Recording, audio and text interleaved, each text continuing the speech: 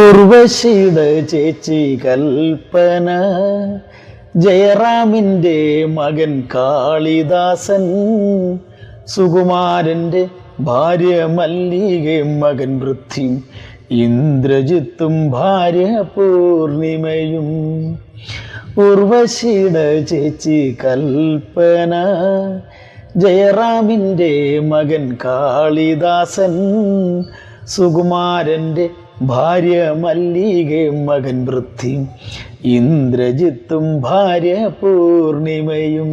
മമ്മൂക്കതൻ മകനായ ദുൽഖർ സൽമാനും ലാലേട്ടൻ മകനായ പ്രണവുമുണ്ട്.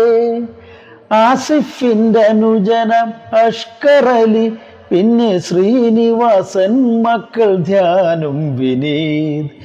ഉർവശിയുടെ ചേച്ചി കൽപ്പന, ജയറാമിൻ്റെ മകൻ കാളിദാസൻ, സുകുമാരൻ്റെ ഭാര്യ മല്ലികയും മകൻ പൃഥ്വി, ഇന്ദ്രജിത്തും ഭാര്യ പൂർണിമയും.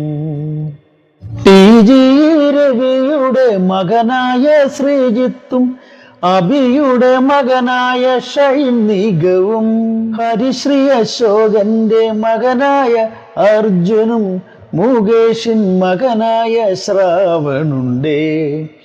ഉർവശിയുടെ ചേച്ചി കൽപ്പന, ജയറാമിൻ്റെ മകൻ കാളിദാസൻ, സുകുമാരൻ്റെ ഭാര്യ മല്ലികയും മകൻ പൃഥ്വി, ഇന്ദ്രജിത്തും ഭാര്യ പൂർണിമയും.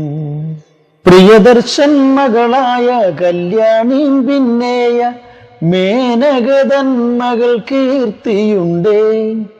രാജൻ ബി ദേവിൻ്റെ മകനായ ജൂബിലും, പപ്പുവേട്ടൻ മകൻ ബിനു പപ്പുവും. ഉർവശിയുടെ ചേച്ചി കൽപ്പന, ജയറാമിൻ്റെ മകൻ കാളിദാസൻ, സുകുമാരൻ്റെ ഭാര്യ മല്ലികയും മകൻ പൃഥ്വി, ഇന്ദ്രജിത്തും ഭാര്യ പൂർണിമയും. വിനയൻ സാറിൻ മകൻ വിഷ്ണു വിനയനും, സുരേഷ് ഗോപിതൻ മകൻ ഗോകുലുണ്ടേ.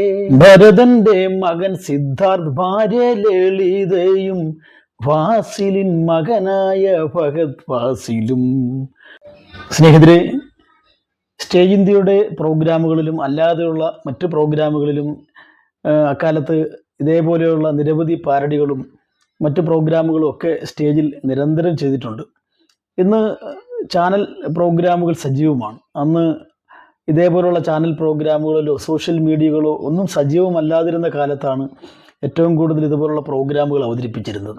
പക്ഷേ ഇന്ന് ഇക്കാലത്ത് നമുക്ക് ഏതെങ്കിലും ഒരു ചാനൽ പ്രോഗ്രാമിൽ ഒരു എപ്പിസോഡ് ചെയ്താൽ പോലും ലോകം അറിയുന്ന അവസ്ഥയാണ്.